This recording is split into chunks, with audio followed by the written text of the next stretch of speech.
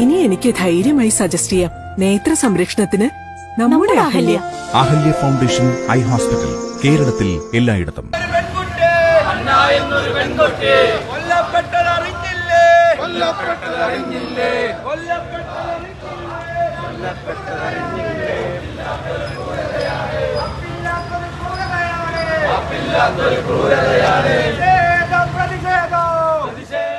കേന്ദ്ര ധനമന്ത്രി നിർമ്മല സീതാരാമന്റെ പ്രസ്താവനയിൽ പ്രതിഷേധിച്ചും തൊഴിൽ ചൂഷണം അവസാനിപ്പിക്കാൻ കേന്ദ്ര ഗവൺമെന്റ് ഇടപെടൽ നടത്തണമെന്നാവശ്യപ്പെട്ടുമാണ് ഡിവൈഎഫ്ഐ കൊപ്പം ബ്ലോക്ക് കമ്മിറ്റിയുടെ നേതൃത്വത്തിൽ പ്രതിഷേധ പ്രകടനം നടത്തിയത്.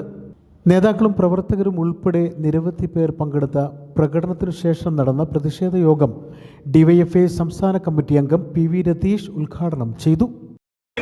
അവർ കൊത്താശ പാടി അവരുടെ ദാസന്മാരായി ഇന്ത്യക്കകത്ത് ഭരണം നടത്തുന്നവരാണ് BJP. അവർക്ക് അനുകൂലമായി നികുതി കഴിഞ്ഞ ബഡ്ജറ്റിലടക്കം കുറയ്ക്കുന്ന നിലപാട് സ്വീകരിച്ചു. കഴിഞ്ഞ 6 വർഷത്തിനുള്ളിൽ 11 ലക്ഷം കോടി രൂപയുടെ കോർപ്പറേറ്റ് നികുതിയാണ് ഇന്ത്യയുടെ ഭരണകൂടം ഒഴിവാക്കി കൊടുത്തത്. പാവപ്പെട്ട മനുഷ്യന്റെ സബ്സിഡി വെട്ടിക്കുറയ്ക്കുന്ന ചെലവ് ചുരുക്കൽ നയത്തിന്റെ ഭാഗമായി ആനുകൂല്യങ്ങൾ വെട്ടിക്കുറയ്ക്കുന്ന നരേന്ദ്രമോദിയുടെ ഭരണം ഈ രാജ്യത്തിലെ തൊഴിലാളി വർഗത്തെ, പാവപ്പെട്ടവരെ ദാരിദ്ര്യമാക്കുകയും കോർപ്പറേറ്റ് സ്ഥാപനങ്ങളിൽ ജോലി ചെയ്യുന്നവർക്ക് ഒരു സുരക്ഷിതത്വം ഉറപ്പുവരുത്താൻ ഈ ഭരണകൂടം തയ്യാറല്ല. അതുപോലെ കേന്ദ്ര ഗവൺമെന്റ് സ്ഥാപനങ്ങളിൽ ഒഴിവുണ്ടാകുമ്പോൾ അത് നികത്താൻ ഇത്തരത്തിൽ വിദ്യാസമ്പന്നരായ ചെറുപ്പക്കാരൊക്കെ സുരക്ഷിതമായി തൊഴിൽ ചെയ്യുന്ന ഗവൺമെന്റ് മേഖലയിൽ തൊഴിലവസരം സൃഷ്ടിക്കാൻ ഈ നരേന്ദ്രമോദിയുടെ ഭരണകൂടം തയ്യാറല്ല.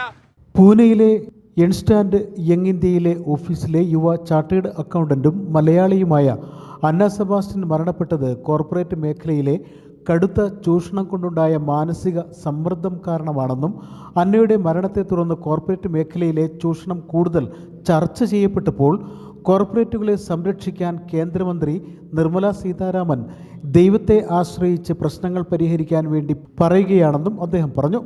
ഇത് തൊഴിലാളികളോടും യുവാക്കളോടുമുള്ള പരിഹാസവും വെല്ലുവിളിയുമാണെന്ന് അദ്ദേഹം കൂട്ടിച്ചേർത്തു. DYFI block secretary MN Sudeep, president Arjun, treasurer P Girish തുടങ്ങിയവർ പ്രതിഷേധ യോഗത്തിൽ പങ്കെടുത്ത് സംസാരിച്ചു.